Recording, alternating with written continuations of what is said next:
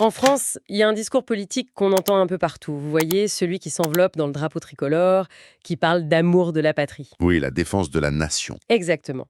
Mais si derrière les grands mots, la véritable stratégie, c'était pas de rassembler le pays, mais au contraire de le fracturer. Hmm.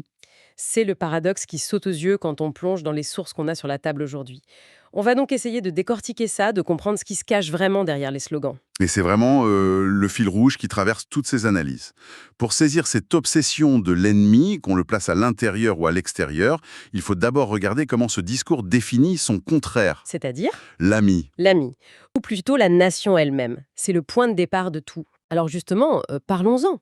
Ce discours, il prétend défendre une sorte de France éternelle, un héritage presque sacré, mais au fond, vouloir préserver son identité face à une mondialisation qui peut faire un peu peur, est-ce que c'est pas une aspiration légitime? La légitimité du sentiment, c'est pas vraiment la question que pose ces textes. Le vrai sujet, c'est l'objet de cet amour.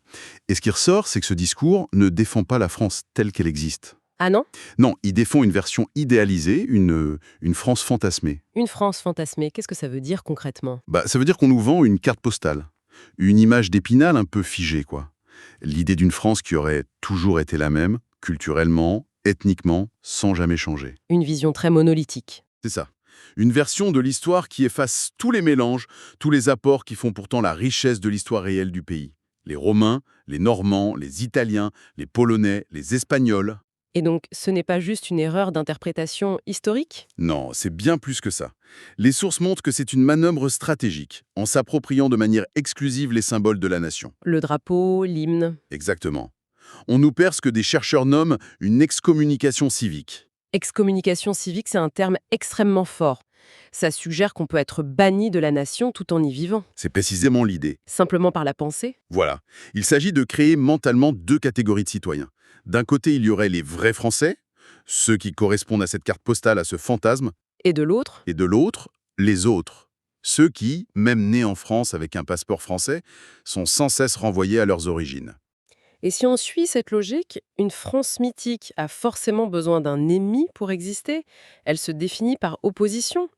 J'imagine que c'est là que la question de l'immigration devient centrale. Elle devient le carburant du réacteur. C'est un argument qui revient souvent chez ces experts.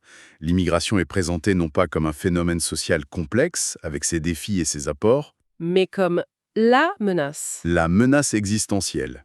Le mécanisme est décortiqué très finement. On prend tous les problèmes d'une société, économiques, sociaux, sécuritaires, et on les fusionne en une seule et unique cause. Qui est elle-même souvent réduite à l'islam. Tout à fait. Mais les partisans de cette ligne diraient qu'ils ne font que relayer des inquiétudes bien réelles sur l'insécurité ou les difficultés d'intégration. Les analyses ne nient pas l'existence de problèmes. Ce qu'elles mettent en lumière, c'est la stratégie politique qui consiste à tout amalgamer. Le but, c'est pas de proposer des solutions. C'est de désigner un coupable. Voilà. Désigner un coupable unique et simple. La peur très concrète de la précarité est ainsi redirigée vers une peur plus abstraite, celle de la dépossession culturelle. On fabrique un ennemi permanent, quoi. Et dans ce rôle de l'ennemi, il y a une figure qui revient sans cesse, c'est presque obsessionnel, l'Algérie, bien plus que le Maroc ou la Tunisie. Pourquoi cette fixation plus de 60 ans après l'indépendance? Alors, la thèse défendue dans ces documents, c'est qu'il s'agit d'une triple fracture, un blocage à 3 niveaux qui rend cette relation unique. D'accord. Le premier niveau est évidemment historique. C'est la blessure jamais refermée de la guerre d'Algérie. Pour une partie de cette droite nationaliste, l'Algérie, c'était pas une colonie comme les autres, C'était la France. c'était la France. Donc sa perte est vécue comme une amputation, une blessure narcissique très profonde. Et ce discours vient constamment gratter cette cicatrice. D'accord, le poids du passé, cette blessure, c'est le premier moteur. Mais si c'était la seule raison, ça pourrait s'appliquer à d'autres. Qu'est-ce qui rend le cas algérien si unique aujourd'hui en France même? C'est le deuxième niveau, le niveau intérieur. L'importante population française d'origine algérienne est, pour cette idéologie, une contradiction vivante. Une contradiction vivante? Oui, elle est la preuve incarnée au quotidien que le mythe de la France homogène ne tient pas. C'est une anomalie insupportable pour ceux qui vendent cette carte postale. C'est le miroir de leur propre fantasme brisé. Donc, une fracture historique, une fracture intérieure, il manque une dimension plus actuelle, plus internationale. C'est le troisième niveau, le géopolitique. L'Algérie, post-indépendance, elle s'est construite sur une doctrine de souveraineté farouche, de non-alignement. C'est un acteur qui refuse l'ingérence. Et qui veut parler d'égal à égal. Voilà. Et cette posture est intolérable pour une vision du monde nostalgique de la domination. Diaboliser l'Algérie d'aujourd'hui, c'est aussi une manière de refuser de voir le monde tel qu'il est devenu. Alors là, on arrive au point qui m'a le plus surpris, je dois dire, en lisant ces analyses. On a un discours qui se veut le champion de la souveraineté, et en même temps, il y a cette fascination pour des régimes comme la Russie de Poutine ou la Hongrie d'Orban. Ça semble totalement contradictoire. C'est ce que plusieurs analystes qualifient, sans détour, d'imposture intellectuelle. Carrément. Oui, ils décrivent un souverainisme qui n'est pas un projet d'indépendance réelle, mais une dépendance idéologique masquée à un axe international illibéral. Attendez, mais est-ce qu'on ne pourrait pas le voir autrement? Je veux dire, les sources ne suggèrent-elles pas que pour les partisans de cette ligne, admirer Poutine, c'est pas se soumettre, mais plutôt s'inspirer d'un leader qui, à leurs yeux, défend sa nation sans s'encombrer des règles de Bruxelles? C'est précisément l'argument de façade que ces textes démontent. Ils dépassent les discours pour regarder les intérêts stratégiques concrets. Et là, le constat est sans appel. C'est-à-dire? Les actions de ces régimes, la déstabilisation de l'Europe, la guerre informationnelle, les pressions énergétiques, sont directement contraires aux intérêts de la France. C'est comme prétendre se battre pour l'indépendance de son entreprise. Mais en prenant ses ordres chez le concurrent. Exactement. Le concurrent dont l'objectif est de vous racheter à bas prix. C'est ça que les sources appellent scier la branche sur laquelle on est assis. Le mot souverainisme devient une coquille vide. On a l'impression que le ton monte de plus en plus, jusqu'à entendre dans le débat des accusations de théoriciens de la guerre civile et même des remises en cause de l'édit de Nantes. Est-ce qu'on est dans l'hyperbole ou est-ce qu'il y a un vrai danger derrière? Le plus grand risque, c'est de banaliser ça. Il faut se rappeler ce qu'est l'édit de Nantes de 1598. C'est pas un vieux papier poussiéreux. Non, bien sûr. C'est l'acte qui a mis fin à 36 ans de guerre de religion, une vraie guerre civile entre catholiques et protestants. C'est le moment fondateur où la France a acté que son unité était plus importante que son uniformité religieuse. C'est le socle du vivre ensemble. Donc, critiquer ce texte, c'est pas juste un débat d'historiens, c'est toucher à la fondation du contrat social français. Exactement. S'y attaquer, même symboliquement, c'est suggérer que la coexistence pacifique est une erreur, une parenthèse à refermer.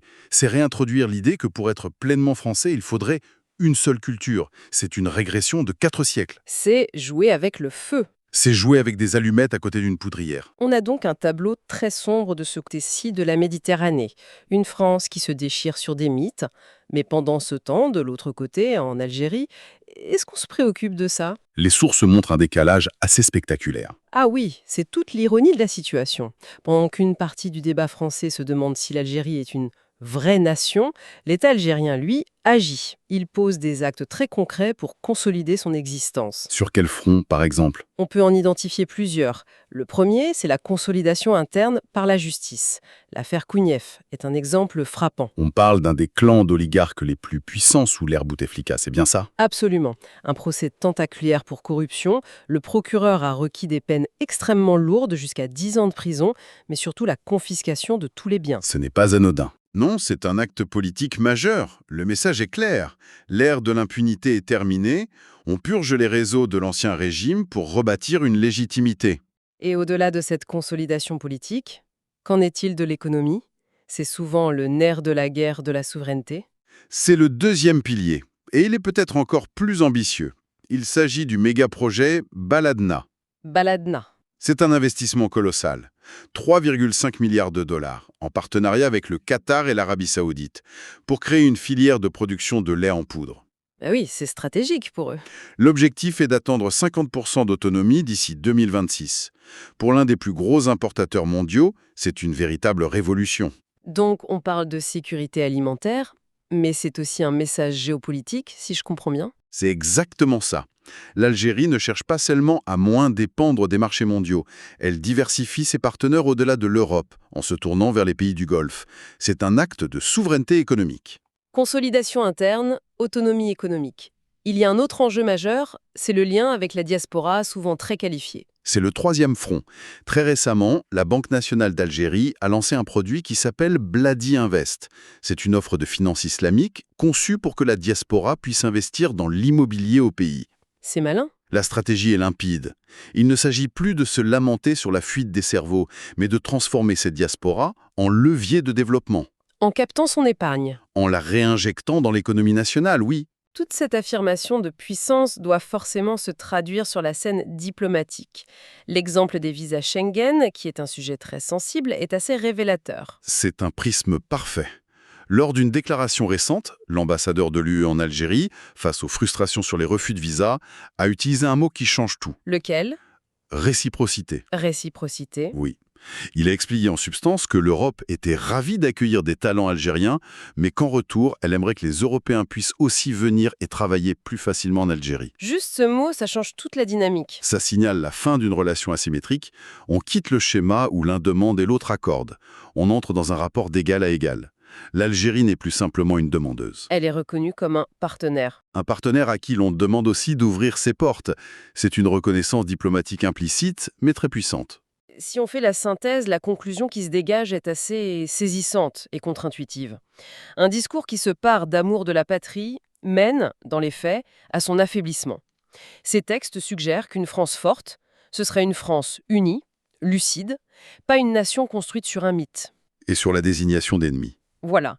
Et la vraie souveraineté se bâtirait sur l'autonomie stratégique réelle, pas sur une dépendance idéologique à des modèles hostiles. Absolument.